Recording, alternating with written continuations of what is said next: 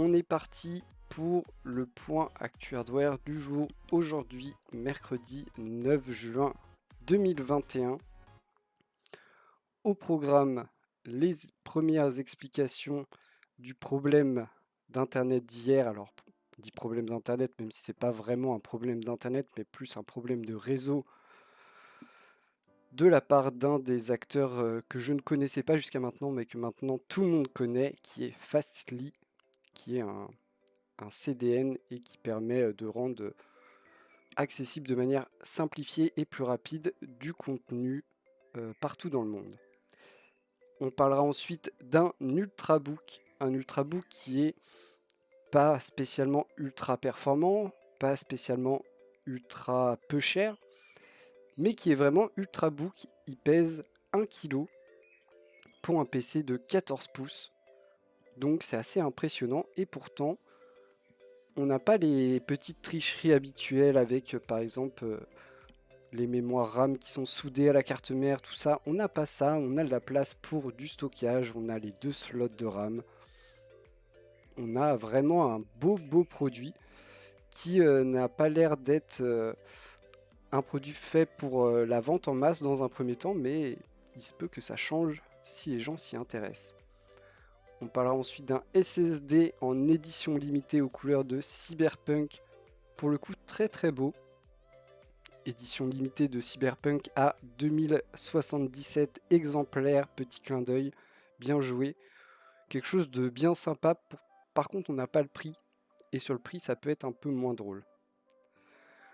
On continuera dans le support de stockage avec peut-être un des futurs du disque dur, le disque dur qui est moins utilisé en tout cas par le grand public, même si vous voulez vraiment des grandes quantités de stockage, ça reste imbattable en termes de rapport quantité de stockage prix par rapport à un SSD, rien à voir.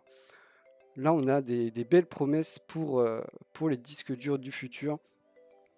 Dans un premier temps, forcément, un peu plus pour les pros. Forcément. C'est toujours d'abord les pros. Hein. Quand il y a des nouvelles technologies, en général, dans un premier temps, ça coûte cher, donc c'est pour les pros.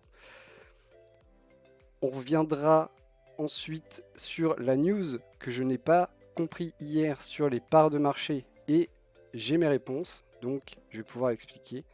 Et voilà, il y avait des raisons pour lesquelles je ne comprenais pas pourquoi Intel était grand leader en termes de vente de cartes graphiques. On va expliquer ça. J'ai enfin les réponses, ça fait plaisir de comprendre les trucs. Et effectivement, j'étais frustré hier de ne pas comprendre la news que je voulais présenter. On finira bien sûr avec les cartes graphiques. On commencera avec une triste nouvelle de vol de cartes graphiques. Toujours compliqué, mais effectivement, les tensions sur le marché des cartes graphiques font faire beaucoup de choses, voire des choses illégales, débiles. Ça a été le cas ici. Ensuite, on aura petite présentation de la 3070 Ti qui sort officiellement demain avec voilà, rien de vraiment inattendu. On est sur une carte qui se place là où elle doit se placer. La seule vraie question, c'est la disponibilité et les prix réels. Parce qu'on sait que les prix des Founders Edition, qui sont des prix bloqués par Nvidia, ne reflètent pas du tout la réalité du marché actuel. Et on aura à la fin, petite présentation de cartes graphiques aux couleurs de vos super-héros préférés. Alors ça, c'est toujours délicat, hein. On aime, on n'aime pas. Mais bon, au moins ça fait de la diversité dans les styles. Et on finira avec les stocks comme d'habitude. Sachez que j'ai regardé plusieurs fois les stocks aujourd'hui et j'ai vu par moi-même des références disparaître au cours des heures. Il y a eu encore pas mal de références disponibles dans la journée, mais la plupart ne tiennent pas longtemps, en tout cas les modèles, surtout les modèles les plus recherchés, donc pas forcément les modèles qui coûtent plus de 2000 euros, mais plus ceux qui sont aux alentours de 1000 euros et moins, parce que tout le monde n'a pas un budget infini. Mais c'est assez intéressant de voir qu'il y a quand même des restocks assez réguliers, juste pas suffisamment pour combler la demande. On commence tout de suite avec les problèmes d'internet d'hier où de nombreuses plateformes ont eu des erreurs, une inaccessibilité temporaire, ce genre de trucs, dont Amazon, Twitch, Reddit, mais d'autres. Hier, on en parlait déjà, on avait déjà l'information que Fastly était en quelque sorte responsable de ces soucis.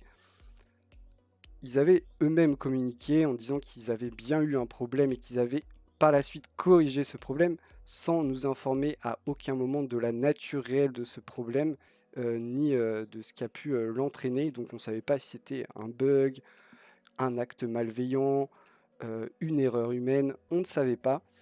Aujourd'hui, on a un peu plus de réponses et moi j'adore les réponses. Il semblerait, et c'est assez, c'est assez improbable hein, comme histoire, il semblerait que ce soit un bug logiciel non repéré. Attention, un logiciel qui a du coup été déployé hier et qui, avec certains paramétrages vraiment très précis, faisait tout bugger. En gros, c'est ça. Ils ont commencé le déploiement. Visiblement, un des clients qui avait accès à ce logiciel a changé les paramétrages pour mettre visiblement les paramétrages qui posent problème. Ce qui a entraîné en gros une inaccessibilité sur 85% du réseau de Fastly qui du coup, là on s'en est rendu compte, hein, représente beaucoup de services, plateformes et différents sites web qui traitent de plein de choses différentes. Hein. On va par exemple de Twitch, qui est une plateforme de diffusion, à le site internet de...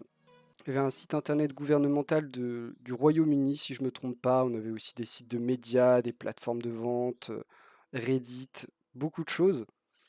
Et donc voilà, un bug, un bug logiciel qui a provoqué une panne. C'est quand même assez problématique.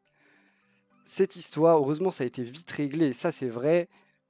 Ils le mettent bien sûr en avant parce que, effectivement, ils ont vite réagi. On ne connaît pas la difficulté de rétablir la situation, mais ils ont vite réagi. Ils expliquent qu'ici, en 49 minutes, ils ont résolu 95% des problèmes, ce qui est quand même pas mal. Hein. En termes de réactivité, on est plutôt bien. En même temps, j'imagine qu'il y a aussi de l'argent en jeu, donc on ne peut pas se permettre de dire ouais, bon, on verra ça demain. Et forcément, quand tant de plateformes et de sites sont touchés, les gens s'en rendent vite compte et vont vite le crier sur Twitter, qui était aussi touché. Donc voilà, plein de problèmes. Sur le coup, bien sûr, on a ici la version de Fastly qui est du coup pris comme responsable. On a un peu un dédouanement en expliquant quand même que voilà, ils ont déployé un logiciel et que après changement des réglages de la part d'un des clients, on a eu le problème. Donc ils remettent un peu la faute sur leurs clients, sans bien sûr dire de quel client il s'agit. Il faudrait pas faire de bashing, mais encore une fois, ça montre tout de même que parfois ça tient à pas grand chose, que le fait que beaucoup utilisent les mêmes services. Si un jour ce service essentiel ne fonctionne plus ou connaît des dysfonctionnements, on se rend compte que beaucoup de choses sont impactées, beaucoup de plateformes et de sites qu'on utilise au quotidien. Et effectivement, Internet ne peut pas tomber en panne. Mais des organes qui sont considérés comme essentiels d'Internet peuvent tomber en panne ou avoir des dysfonctionnements. Et dans ces cas-là, on se rend compte qu'on est vite impacté de manière assez massive dès qu'on parle de gros services. Même si là, honnêtement, je ne connaissais pas du tout Fastly avant ce problème. Donc là, ils ont eu beaucoup de pubs, pas forcément la meilleure des pubs, hein, on va pas se mentir, vu qu'ils sont responsables des problèmes qu'ont connus les gens. Mais au moins, on a des réponses, on a de la communication, et c'est déjà la base, j'ai envie de dire. Toujours un peu compliqué d'avoir cette communication transparente de la part des grandes sociétés de la technologie, du numérique, tout ça, tout ce qui traite à Internet. Parfois c'est compliqué d'avoir un vrai dialogue et là ils expliquent quand même ce qui s'est passé et on est quand même heureux d'apprendre que c'est pas un acte malveillant parce que voilà, ils sont nombreux hein, sur Internet les actes malveillants. En général, on n'est pas impacté, en tout cas pas de manière massive, mais ça peut arriver. Effectivement, la façon de réagir leur fait un peu de pub, mais en fait, ça fait un peu de pub pour les gens qui sont qui ont un peu déjà de savoir et qui s'intéressent déjà à ce milieu-là. Pour la plupart du grand public qui n'a rien à faire de savoir comment marche Internet, il sait juste, et c'est aussi ce qui a été relayé massivement dans les médias, il sait juste que c'est Fastly le responsable et c'est tout. Il sait pas forcément qu'ils ont vite réagi, il sait pas forcément d'où viennent les problèmes. Et effectivement, c'est aussi, moi je le souligne, hein, ils ont réagi vite, 95% de résolution de problèmes en 49 minutes. Il y a certaines entreprises qui devraient prendre des notes, oui, c'est clair, mais pour le grand public, eh ben, ils retiennent juste que c'est eux les responsables et c'est eux qui ont fait planter leur plateforme favorite, c'est eux qui les ont empêchés de voir leur stream du matin ou de lire leur, leur article de Le Monde. Je crois que Le Monde a été touché. Donc voilà, hein, ce que la plupart des gens retiennent, c'est ça.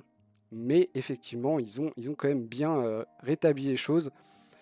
Et au final, beaucoup de choses ont été impactées, mais sur une assez courte durée, heureusement. Sinon les gens paniquent vite, hein. Vous savez, ça peut être vite problématique. Et salut Sharon, ça fait plaisir de te voir dans le chat. Donc cette histoire, bon bah elle est finie maintenant. J'imagine qu'ils ont corrigé, en tout cas empêché un futur bug, hein, ou alors enlevé cette version du logiciel, mais j'imagine que ça devrait pas arriver tout de suite, en tout cas. Et en vrai, la réalité, elle est aussi là. Un logiciel sans bug, c'est quasiment impossible, et tester tous les bugs, c'est aussi quasiment impossible, à part en faisant 10 ans de tests, de tests intensifs, et encore, on peut jamais dire que c'est 100% sans bug. Donc là, c'est quand même plus un coup de malchance qu'autre chose, et ils ont effectivement très bien réagi, bravo à eux. On continue avec de l'Ultrabook. J'espère pas, j'espère pas. Ultrabook, qui est d'une marque que je ne connais pas du tout, qui s'appelle Schenker. On va le dire comme ça, mais j'en sais rien si ça se prononce comme ça, parce que c'est une marque allemande et je n'ai jamais appris l'allemand, désolé. Euh, un Ultrabook quand même un peu en avance sur son temps, et avec des idées pas révolutionnaires, mais intéressantes. On est forcément sur un Ultrabook, donc pas les PC portables les plus puissants, mais par contre, on va chercher un poids plume. On est ici sur 1 kg. 1 kg le PC portable 14 pouces. 14 pouces, c'est déjà plutôt sympa, hein. 1 kg. On triche avec un petit châssis en magnésium pour gagner du poids, mais ils trichent comme ils veulent, hein. Il n'y a pas de problème. Et en plus, c'est la possibilité d'avoir un très bel écran, un écran 3K 16 dixièmes, qui fait plutôt plaisir. Alors, là-dedans, vous imaginez bien, il fait 1 kg, vous n'avez pas une 3080 dedans. Vous avez d'ailleurs pas de carte graphique dédiée, sinon c'est plus lourd, il faut refroidir, il faut être un peu plus épais, du coup tout est plus lourd, ça marche pas. Ici on est sur un processeur Intel 11e génération, avec deux choix, un i5 ou un i7. Ça marchera très bien, ça consomme pas trop, on est sur les 10 nanomètres qui font plutôt plaisir. Et on a aussi une partie graphique intégrée qui est plutôt correcte. Mais le vrai truc, le vrai plus, c'est que en plus d'être un Ultrabook ultra léger 1 kg avec un bel écran et tous les critères de l'Ultrabook classique, on a aussi pas triché au niveau de la RAM. Vous avez bien 2 slots de RAM avec aucune barrette qui est soudée à la carte mère, donc les barrettes sont interchangeables à l'infini. Et aussi au niveau du stockage, vous avez 2 emplacements M2, 2 emplacements dans un PC 14 pouces qui fait 1 kg. Et c'est quand même assez incroyable. Du coup, On a aussi la petite trappe pour accéder aux emplacements M2 et pouvoir ajouter un SSD. Vous avez un SSD à chaque fois de fourni, hein, mais vous pouvez du coup en ajouter un autre. Vous en avez un port qui est compatible PCI Express 4.0, donc avec des débits de ouf. Le deuxième port est seulement 3.0, mais ça permet déjà d'avoir du stockage très performant. On a un look très sobre, très classique qui se rapproche un peu des MacBook Air d'Apple, hein, qui est quand même une des références dans la gamme des Ultrabooks. Et en termes de prix, c'est aussi là que c'est intéressant. On est un premier prix à 1100$, ce qui n'est pas astronomique. On rappelle quand même que ce PC portable fait 1 kg. Il a un châssis en magnésium et on a quand même un processeur dernière génération. On peut avoir plein de RAM si vous voulez. En plus, il est un peu configurable. Vous pouvez choisir, bien sûr, ça se paye, mais vous pouvez choisir de passer au i7. Sur la version de base, on a un i5, mais vous pouvez avoir un i7. Vous pouvez avoir plus de stockage, plus de RAM. Donc, je trouve que c'est quand même super intéressant, un prix très correct pour un objet qui est quand même à la base ultra premium. Aller chercher un PC portable qui fait 1 kg, format 14 pouces, c'est un vrai PC, hein. On a un écran, un clavier, un trackpad. On n'est pas sur une tablette. On a un vrai PC dans un châssis qui est optimisé sans vous enlever la réparabilité, l'interchangeabilité de certaines pièces qui le sont en général dans les PC portables, donc la RAM et le stockage. Je trouve que c'est très très intéressant. Seul petit point noir ici, c'est peut-être sa disponibilité. Voilà, je connais pas trop la marque et on a quand même l'impression que c'est pas quelque chose qui va être vendu en masse. Mais pourtant, il y a vraiment un intérêt. C'est un prix qui est ok. On n'est pas dans de l'ultra accessible, mais on va pas se mentir. Des PC qui font 1 kg, il n'y en a pas des masses non plus. Donc, ils sont dans un secteur un peu particulier. 1100 euros, oui d'ailleurs, 1100 euros, pas 1100$, pardon. Euh, du coup, plutôt intéressant. Et bah après, forcément, si vous voulez une version un peu plus premium, bah vous devez rajouter quelques euros, notamment 135 € pour avoir le i7, je sais plus combien, 79 pour avoir l'écran 3K. À la base, vous avez un écran Full HD 16 dixièmes assez classique. Pour passer à l'écran 3K, 79 €, ce qui reste très correct, hein. Et vous voyez quelques choix au niveau de la RAM. Vous pourrez aller jusqu'à 64 Go de RAM. Vous avez les deux emplacements M2 et tout ce qu'on veut retrouver sur un PC portable type Ultrabook. Donc honnêtement, je trouve ça très intéressant. Juste voilà, hein, peut-être qu'il n'y en aura pas beaucoup et que si vous en voulez absolument un, il faudra être au taquet et être day one de la mise en disponibilité. Mais pour le coup, je trouve qu'il a un vrai intérêt en allant alléger un maximum sans pour autant faire les petites techniques qu'on connaît bien, hein, et c'est pas, certains le font, même sur du matériel haut de gamme, de souder une barrette de RAM à la carte mère, ce qui permet de gagner en espace, en poids, tout ça, et d'avoir une conception plus minimaliste. Ici, on triche pas, on annonce quand même des bonnes performances, des bonnes specs, et franchement 1 kg, je trouve ça... je suis vachement surpris qu'on arrive à avoir des modèles qui font 1 kg, hein. Vraiment 1 kg c'est très léger, hein. On n'est pas sur un tout petit format, on est quand même sur 14 pouces. Je suis assez impressionné, à voir si ça marche et à voir si... déjà s'ils arrivent à trouver un public. Normalement ils devraient, vu les caractéristiques annoncées, voir si la finition est aussi bonne qu'attendue, et aussi s'ils en produisent beaucoup. C'est aussi ça la vraie... parce que bon, châssis en magnésium, ça doit coûter une blinde, hein, dur. Je me rends pas compte de la marge qu'ils peuvent faire dessus, mais châssis en magnésium, pas donné, hein. On continue avec du SSD Seagate qui, voilà, on va le montrer direct. Petite édition limitée de son Fire CUDA 520. C'est effectivement une marque à surveiller que je connaissais pas du tout. D'ailleurs, j'irai me renseigner sur les autres produits qui proposent Schenker. Et j'espère que je prononce pas trop mal. Si quelqu'un a la notion d'allemand, je veux bien la prononciation phonétique. Du coup, magnifique SSD M2 de chez Seagate aux couleurs de Cyberpunk 2077. Incroyable. On est sur quelque chose de... En vrai, je le trouve très réussi en termes de design, de coloris et tout ça. On est sur une édition limitée. On est chez Seagate, ça va pas être les plus accessibles. Édition limitée Cyberpunk 2077, du coup à 2077 exemplaires. Incroyable, un peu facile celle-là. Mais on n'a pas le prix. J'aurais bien aimé avoir le prix. Alors du coup, disponible seulement en 1 Tera. Hein.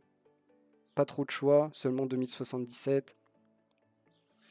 J'aurais bien aimé avoir un prix pour avoir une idée de combien ça peut valoir. Ça peut valoir très cher. Alors, déjà, on est sur du SSD haute performance, PCI Express 4.0, des débits aux alentours de entre 4 et 5000 émosecondes. Et en plus seulement 2077 exemplaires. Donc la rareté, l'exclusivité, tout ça peut vite monter en prix. Je trouve joli. Après, s'il coûte 500 euros, je trouverais moins joli. Enfin, pas moins joli, mais moins sympa, quoi, quand même. Donc toujours marrant, et aussi un peu marrant qu'il le fasse si tard. Parce que quand même, Cyberpunk, voilà, hein, c'est pas un dead game, mais ça fait quelques temps qu'il est sorti. Et ils auraient pu surfer un peu sur la vague de médiatisation du jeu pour sortir ce SSD, même si, effectivement, quand c'est sorti, Cyberpunk, beaucoup de gens râlaient, donc c'était peut-être pas le meilleur des moments, peut-être qu'ils ont délai un peu, peut-être. On continue avec du stockage, et là on est dans le turfu. On avait déjà vu un petit peu la technologie Hammer, technologie qui consiste à superposer plusieurs disques pour avoir des quantités de stockage à l'intérieur d'un seul disque extrêmement importantes, du genre 20 Tera par disque dur. Là, quand vous avez 20 Tera dans un boîtier 3,5 pouces, vous êtes plutôt bien, surtout si vous êtes un particulier. En général, c'est pas vraiment les particuliers qui font ça parce que ça coûte une blinde, c'est plus pour les data centers qui eux ont 1 milliard de disques et au bout d'un moment, il n'y a plus de place pour les disques, donc il faut des disques de plus en plus grands. Et là, on a des petites infos sur des nouvelles techniques pour augmenter encore et toujours la densité de stockage par pouce dans un disque dur. Donc, au final, augmenter la densité maximale d'un disque dur.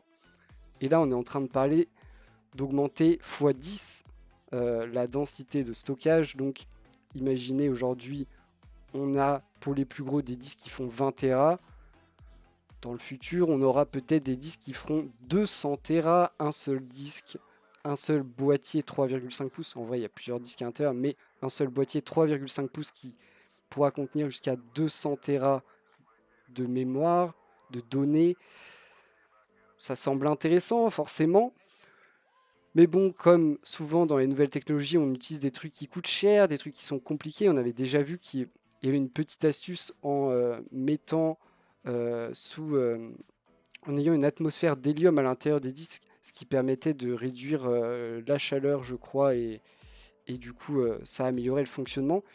Ici, visiblement, l'idée est un peu dans le même style. On utilise un nouveau matériau qu'on connaît et qu'on utilise de plus en plus, auquel on trouve de plus en plus d'utilité, c'est le graphène.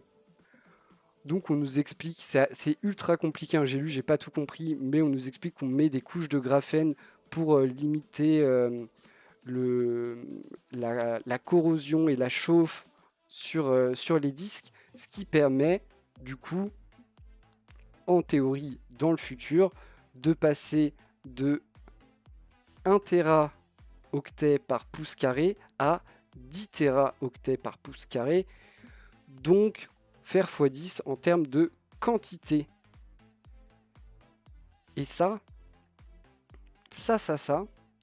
permet quand même de révolutionner un petit peu le support de stockage classique qui est le disque dur qu'on utilise depuis des années. Alors, encore une fois, dans un premier temps, ce sera uniquement pour les professionnels, pour les data centers qui ont des gros besoins en disque dur haute capacité, ou peut-être si l'avenir est aussi radieux que ce que tout le monde annonce pour le Chia, pour les gens qui mineront du Chia de manière industrielle. Oui, eux, clairement, tu leur donnes un mineur de Chia, tu lui donnes un disque dur qui peut contenir jusqu'à 200 Tera de données, c'est le roi du monde, forcément. Surtout que les disques durs ont quand même les avantages d'avoir des durées de vie bien plus grandes que sur des SSD. Donc ça fait très envie. Mais le petit problème, en plus d'être pour le futur, donc dans un premier temps forcément ultra cher, tout ça, on est aussi en face de matériaux qui sont des matériaux assez rares, qui ont des prix plutôt élevés. Le graphène, c'est un des matériaux du futur auquel tout le monde trouve une utilité nouvelle tous les mois ces derniers temps et qui répond à beaucoup de critères, notamment pour les semi-conducteurs. Tout ça, on a vu. Donc le graphène, oui, mais il va falloir en trouver, il va falloir pouvoir s'en procurer. Encore une fois, sans détruire notre planète, ce serait mieux. Et dans tous les cas, ce sera des matières qui seront en quantité limitée. Hein, ça, on ne peut pas faire autrement. Donc c'est intéressant, oui, mais pas forcément la meilleure solution sur le long terme. Hein, parce que le graphène, c'est bien, mais il n'y en aura pas pour tout le monde et il n'y en aura pas à des prix bas. Vraiment, ça, ce sera...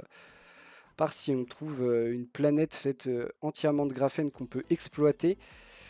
Sinon, ça risque d'être compliqué de trouver du graphène pour tout le monde.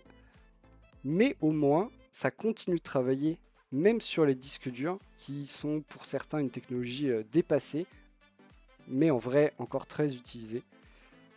Ça laisse présager des bons jours en termes de quantité de stockage. Franchement, j'aimerais voir ces disques durs de 200 Tera. Déjà, moi, quand je me dis qu'il y a 10 Tera dans un disque dur, dans un seul boîtier, je trouve ça assez incroyable. Il y a quelques années, c'était juste impensable. Donc imaginez x10, 100 Tera, 200 Tera, la folie. On va passer aux cartes graphiques, des petites news dans les cartes graphiques et surtout on finira avec les stocks qui sont toujours aussi tristes. Mais la première news, c'est la news que je n'avais pas compris hier, que j'ai présentée et que je me suis rendu compte que je n'avais pas compris. Donc j'ai arrêté tout de suite et j'ai dit que je re-regarderai et que je reviendrai dessus. C'est ce que je fais. Et en fait, pour vous expliquer, hier, bim, on est arrivé devant la news. Et voilà, comme tout le monde le sait, c'est Nvidia qui vend le plus de cartes graphiques dédiées dans le monde. Et là, sur ces magnifiques graphiques qui représentent le premier trimestre 2020, le quatrième trimestre 2020 et le premier trimestre 2021, on voit que le grand leader, c'est Intel, ici, avec quasiment 70% et un peu moins ici. Et du coup, j'étais bloqué, je me suis dit, qu'est-ce qui se passe? Comment ça, Intel vend plus de cartes que tout le monde? Et en fait, dans ces graphiques sont compris les parties graphiques intégrées. Donc à chaque fois que vous achetez un processeur Intel qui n'est pas un processeur avec la lettre F, donc qui est un processeur qui a une partie graphique intégrée, et bah vous achetez une carte graphique à Intel. Donc effectivement, dans ces cas-là, je comprends mieux pourquoi Intel est tant majoritaire sur ces graphiques. Effectivement, Intel vend beaucoup de processeurs et aussi beaucoup présent sur les PC portables qui ont uniquement certains PC portables qui ont uniquement des parties graphiques intégrées. Et il faut aussi dire que parfois Parfois, vous achetez un processeur Intel pour mettre par exemple dans un PC de bureau classique, que vous achetez aussi une carte graphique, que ce soit AMD ou Nvidia, dédiée pour faire du gaming, parce que c'est quand même bien mieux si vous voulez avoir une bonne expérience de jeu. Mais vous achetez un processeur qui n'a pas la lettre F de chez Intel, et du coup vous avez une partie graphique intégrée que vous n'utilisez pas, vu que vous avez une carte graphique dédiée. Mais du coup vous achetez, pour les stats, 2 cartes graphiques. D'abord une chez Intel et ensuite une chez AMD ou Nvidia, suivant vos préférences. Donc dans ces cas-là, effectivement, Intel est grand vainqueur en vente de cartes graphiques. Par contre, si on prend uniquement la partie carte graphique dédiée, là où Intel n'est actuellement pas encore présent, même si on attend avec impatience ces cartes graphiques dédiées, hein, on attend qui bouleverse le game. Dans les cartes graphiques dédiées, on est sur une large domination de Nvidia avec 81% des parts de marché au premier trimestre 2021, donc en progression de 6% par rapport à la même période un an plus tôt, ce qui est plutôt pas mal, sachant que dans ce temps-là, du coup, AMD a bien sûr reculé, hein, parce qu'ils sont les deux seuls à se partager ce marché des cartes graphiques dédiées encore à l'heure actuelle. Donc on attend des nouveaux acteurs, hein, forcément. Moi j'ai hâte de voir Intel rentrer dans cette guerre et peut-être chambouler un peu des choses. J'ai hâte de voir aussi les performances de leur première version de carte graphique dédiée. Ça va aussi beaucoup jouer, hein, si on est sur quelque chose qui va un peu gratouiller les gens bien installés que sont AMD et Nvidia. Il y a moyen de bousculer un peu le marché, sachant que, voilà, par exemple, Nvidia a longtemps été seul en tête et largement, sans être du tout inquiété, ce qui n'est plus le cas à l'heure actuelle. Et du coup, ils en ont aussi profité à certains moments. Est-ce qu'on peut leur en vouloir? Bah pas vraiment, parce qu'ils étaient tout seuls, ils étaient seuls à faire du matériel haute performance. Et quand on est tout seul, et ben on peut se permettre voilà, d'augmenter un peu les prix, d'augmenter les marges, de se faire plaisir, de faire plaisir aux actionnaires, tout ça, c'est le capitalisme, hein. Donc voilà, j'ai hâte de savoir et je suis heureux d'être revenu sur cette news qui du coup m'avait fait bugger hier. J'aime pas trop ne pas comprendre, et si je peux comprendre ce qui a été le cas ici en revenant et en m'informant plus sur ce que représente ce graphique, effectivement, quand on explique que les parties graphiques intégrées comptent, ce qui est, de mon avis, un peu de la triche, surtout sachant que chez Intel, quasiment en gros, de base, les processeurs ont une partie graphique intégrée et les processeurs qui ont une lettre F n'en ont pas. Chez AMD, les processeurs n'ont pas de partie graphique intégrée et certains processeurs avec telle référence en ont une. Donc forcément, ça donne pas les mêmes choses en termes de nombre d'unités vendues. On continue avec une triste histoire autour des cartes graphiques et c'est voilà, c'est pas un braquage, c'est un vol dans un cybercafé en Chine de cartes graphiques. Voilà, cartes graphiques qui deviennent une denrée tellement rare et tellement chère que les gens se mettent à les voler dans tout et n'importe quoi. Ici, un cybercafé qui a été visé, cybercafé qui forcément a des cartes graphiques, notamment dernière génération et potentiellement haut de gamme. Donc ici, ils s'en sont fait voler 6, si je ne me trompe pas. Ils ne donnent pas les 6 cartes graphiques. On nous donne des prix environ 6420 € pour les 6 cartes graphiques.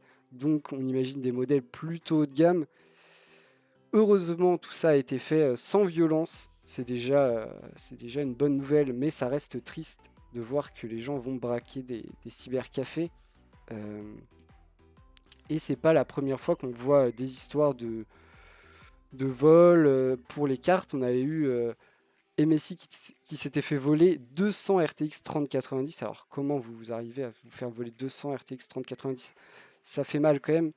Mais aussi la douane de Hong Kong qui avait saisi des cartes graphiques dédiées au mining dans un conteneur, des cartes qui étaient en plus, voilà, on ne sait pas trop où ils avaient été volées celles-là, mais elles étaient en marque blanche, Donc vraiment à la sortie des usines, ils avaient piqué des palettes à mon avis.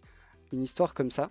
C'est quand même assez horrible de se dire qu'on arrive dans un monde où les cartes graphiques gaming sont tellement chères que des gens se disent que ça devient rentable d'aller voler des cartes dans un cybercafé. On est quand même dans une triste histoire avec ce marché des cartes graphiques en ce moment. Petite présentation de la 3070 Ti qui sort officiellement demain. D'ailleurs, je ne sais pas pourquoi, faut m'expliquer. Voilà, j'ai vu 1 milliard de fois le test des 3070 Ti et tout, parce qu'aujourd'hui était la fin du NDA, de l'accord de non-divulgation, pour justement mettre les tests un jour avant la sortie, comme souvent. Et dans beaucoup d'articles, ils parlent d'une sortie. Voilà, c'est donc la journée de. Bah, du coup, non, c'est pas la journée, c'est demain la sortie pour les vrais gens. C'est pas aujourd'hui le jour J, c'est demain. C'est demain qu'elles sont disponibles. Arrêtez de dire que c'est aujourd'hui, ce n'est pas aujourd'hui. Donc du coup, cette carte qui fait envie à beaucoup de gens, on rappelle, tarif de la Founders Edition qui est bloqué par Nvidia 620 €, tarif plutôt intéressant pour une carte plutôt très performante à ce prix-là. Tarif réel attendu dans le commerce si vous arrivez à en trouver, ce qui n'est pas du tout garanti parce que, par exemple, le Day One de la 3080 Ti, il n'y en avait pas du tout, plutôt dans les 1200 €, du coup plutôt x2, hein, soyons d'accord là-dessus. Ne vous attendez pas à trouver des 3070 Ti custom à 620 €, même en dessous de 900, je trouve ça très peu probable. C'est malheureux, hein, je préférerais vous dire autre chose, mais c'est très peu probable. Ce sera plutôt les premiers prix 1100, 1200 à mon avis, en termes de cartes custom. Donc si vous pouvez mettre la main sur une Founders Edition, n'hésitez pas, ça sera la meilleure chose que vous ayez jamais fait. Et même si ça vous plaît pas, dans le pire des cas, vous pourrez la revendre, probablement même en faisant un bénéfice si vous en êtes rendu là. En termes de performance, je ne vais pas rentrer dans les détails parce que c'est pas super intéressant. En vrai, elle vient vraiment se placer parfaitement entre la 3070 et la 3080, comme pouvait le laisser présager son nom. Elle est entre 7 et 10% plus performante qu'une 3070 suivant les utilisations. Elle est entre 18 et 22% moins performante qu'une 3080. Encore une fois, selon les utilisations et les jeux, par exemple. On est exactement sur ce qu'on s'attendait. À 1200 €, difficile de dire que c'est intéressant. À 620, ça l'est beaucoup plus. C'est une carte qui vous régalera à l'infini pour afficher du Full HD ou du QHD, donc 1080 ou 1440. Pour la 4K, plus compliqué. Pour quelque chose de pas trop lourd en 4K, ça tiendra. Si on va vraiment chercher dans des gros jeux vraiment gourmands avec affichage 4K, tout ça, ça commencera à avoir un peu les genoux qui tremblent. Et normal, hein, elle n'est pas vendue pour à la base. La 3080, c'est pour la 4K. Les autres, c'est pour les résolutions d'en dessous. Elle pourra faire le taf, mais honnêtement, pour la 4K, je vous recommande quand même 3080 ou plus. Donc voilà, on verra demain. Honnêtement, la vraie réponse, ce sera demain, savoir si ces cartes sont disponibles déjà dans un premier temps. Si jamais j'arrive, ce qui n'a pas été le cas pour les 3080 Ti, mais à juste les voir, hein, même pas en acheter, mais juste les voir disponibles à un moment lors du jour de sortie, ça risque d'être la guerre, hein, comme à chaque fois. À noter tout de même que ces cartes, comme la 3080 Ti, sont LHR, donc bridées pour miner de l'Ethereum. Celle-ci est bridée à 45 mégahash par seconde, ce qui est effectivement pas beaucoup. Et comparé à une 3070 non bridée, voilà, rien à voir, sachant qu'elles seront en plus chères. Donc normalement les mineurs ne devraient pas trop avoir envie de mettre la main dessus. Après les mineurs non, mais les scalpers qui veulent derrière les revendre avec 100% de bénéf, ça il y a moyen, surtout sur les Founders Edition qui sont du coup à des prix ultra attractifs. encore plus par rapport à la situation du marché à l'heure actuelle. Mais effectivement, 620 €, plutôt sympa. 1200, beaucoup moins. Même si à l'heure actuelle, hein, c'est malheureusement le prix pratiqué. Et ça fait bien mal. On va aller rapidement sur cette news Gainward qui nous présente des 3080 Ti Captain America. Bon, je sais pas si c'est vraiment Captain America, mais on retrouve bien les couleurs. Mais aussi Iron Man. Voilà, hein, pour les gens qui aiment les super-héros. Moi, en vrai, je suis pour ce genre de couleurs, de design. Je trouve que souvent, c'est un peu triste, les cartes graphiques. On est souvent sur du noir. On est souvent, à part les cartes qui jouent la carte du RGB et tout. Sinon, en termes de couleurs de base sur les cartes, on est sur des trucs assez tristes, alors que en général, en plus on aime, en tant que gamer, on met en général assez cher dans nos cartes pour faire du gaming, et on est quand même à l'ère des boîtiers avec une vitre, donc on voit tout l'intérieur, mettre un peu de couleur sur les cartes, comme dans nos vies, ça fait toujours plaisir. Après, je vous avoue que je suis pas super fan de ces coloris. Mais il faut du choix et c'est bien le choix.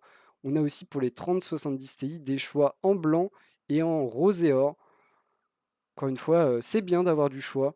Bien sûr, ce sera des cartes qui seront tout aussi disponibles que les autres 3070 Ti et 3080 Ti, c'est-à-dire très peu et à des prix bien plus élevés que les prix des Founders Edition. Ça ne change rien. Et effectivement, pas de version Hulk. Moi, j'aurais beaucoup aimé avoir une carte verte, quand même. La petite version Hulk. En plus, je pense que j'aurais plus préféré les coloris de la version Hulk que Captain America ou Iron Man. La version blanche qui est un peu plus classique. Et la version or et rose, et plutôt pas mal en vrai.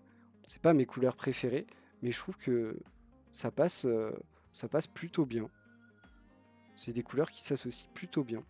Après, encore une fois, moi je donne juste mon avis de non-graphiste, non-designer et non-connaisseur de la couleur et des modes. Mais je donne quand même mon avis, parce que j'adore. On finit avec le stock, et sachez qu'aujourd'hui j'ai pas mal guetté les stocks, et il y a eu, comme souvent, hein, pas mal de restock qui tiennent très peu de temps, notamment des 3070 qui ont disparu le temps que je fasse une game de TFT d'hyper roll, donc 20 minutes. En 20 minutes, toutes les 3070, il y avait 2 ou 3 références, hein, pas plus, qui ont disparu en 20 minutes, qui n'étaient même pas à des prix spécialement faibles, hein, juste les 3070 qui sont très appréciés de la communauté. Du coup, ce soir, il nous reste des 1650 à des prix toujours très dégueux, hein. Franchement, ça me fait quand même très mal de voir ces 1650 qui sont plus chers que le prix où j'ai payé ma 1660 Super. Ici, la version vraiment tout petit format avec un seul ventilateur de chez Gigabyte à 280 €.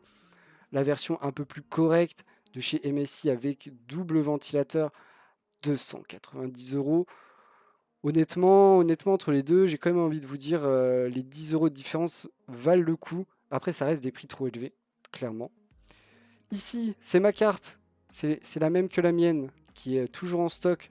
Je vous avoue que je ne l'ai pas payé 450 €, moi. À ce prix-là, j'aurais réfléchi plus d'une fois. C'est quand même très très cher, hein. 450 € pour une 1660 Super. Alors la carte est très bien, pour du Full HD, elle fera très bien le taf. À 450 €, je m'attends à mieux tout de même. Mais bon, c'est la loi du marché à l'heure actuelle. On a une 2060 aussi qui est toujours là à 600 €. Très très cher cette 2060 de chez Gigabyte, hein, 600 €. Après, on passe sur les 6700 XT, donc on commence à 950 avec une Power Color qui est nouvelle. Elle était pas là ces derniers temps, elle. Alors que la Asus à 990 était là hier, celle-là on la connaît. Les ASRock qu'on connaît et qui restent à l'infini là, elles sont tout le temps disponibles. Pourtant, elles sont à des prix très très élevés pour des 6700 XT. 1180 et 1240, alors que vous pouvez en avoir pour 990 et 950. À voir, hein, quand même si l'écart de prix est justifié. Difficile, hein, quand même de justifier des tels écarts de prix. On a aussi le retour des 6800 XT Donc entre 1450 pour la première de chez MSI jusqu'à 1500. En fait, il n'y en a que 2. Ok. Il y en a eu plus dans la journée. Il y en a qui ont disparu visiblement. Donc la deuxième Aorus à 1500. Voilà, hein, très cher hein, quand même pour des 6800 XT. Vraiment très cher. 1500 euros. 1500 euros, moi j'aimerais le très haut de gamme à ce prix-là et pas de l'intermédiaire. Et du coup, le très haut de gamme qui est lui à partir de 2000 euros chez AMD pour la carte MSI, 2200 chez Aorus et les saphirs, les toxiques et toxiques extrême édition, toujours les plus chers, 2600 et 2650. Incroyable quand même la différence. Bon, celle-là, on peut peut-être la sortir parce qu'elle est un peu spéciale, mais bon, toujours pas de justification de l'écart de prix. Mais même entre la MSI et la Aorus, la différence, le RGB, et on a 200 euros d'écart pour quelques LED, c'est quand même assez ouf. On voit qu'il y en a qui se font plaisir hein, sur les marges. Et par contre, pour les consommateurs, ça fait moins plaisir. Voilà qui conclut notre point actu hardware avec des news plutôt intéressantes. On a des news intéressantes ces derniers temps, assez riches. Et pas des programmes trop chargés. Ça me fait plaisir aussi de ne pas avoir des programmes trop chargés. Ça me permet de prendre un peu plus mon temps et de ne pas être à la course à la fin. Du coup, je prends beaucoup de plaisir. J'espère que j'ai pu partager ce plaisir avec vous, que vous avez passé un bon moment. Comme d'habitude, je vous invite à faire des retours. C'est ce qui m'aide à progresser hein, forcément. Donc j'y pense à chaque fois. Et on se retrouvera demain pour la suite de l'actualité. Avec j'espère des bonnes news. Et j'espère que je pourrai vous montrer un peu de stock sur ces 3070 Ti. Même si je vous avoue que j'en doute. Et deuxième souhait, en trouver à moins 2000 euros. Et là aussi, j'ai pas mal de doutes malheureusement. En tout cas, merci d'avoir regardé et à demain pour avoir la réponse à ces questions.